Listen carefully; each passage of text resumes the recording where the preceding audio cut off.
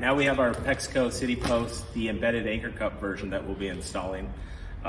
Since we're going to be installing an asphalt, we're going to use the 4-inch anchor. We also have a 2-inch anchor for concrete. But what we'll need is the roto hammer. We'll go ahead and get this cut in, and then afterwards we'll talk a little bit more about what you'll need. Now that this hole is complete, as you look, nice, crisp, clean hole.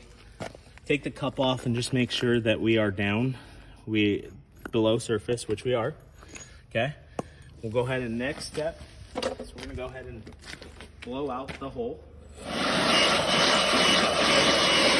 Get any extra debris. So a couple things here. When we're installing this post, we have a little gasket here. That allows that if you do put a little too much epoxy, the post isn't gonna stick to the ground, okay? We also have this rubber grommet down here. What that does is it allows the cap, if you ever want to put a cap and remove these during like snow applications, that allows that for the cap to sit below the surface. It's essential that when we're installing these, we want to make sure that we just have these snug and not too over tight. So if you look at that, you can see that grommet is way too tight, right?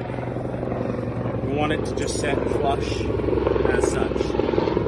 Okay, we'll go ahead and use the same epoxy gun that we used earlier. And we're gonna fill this about halfway.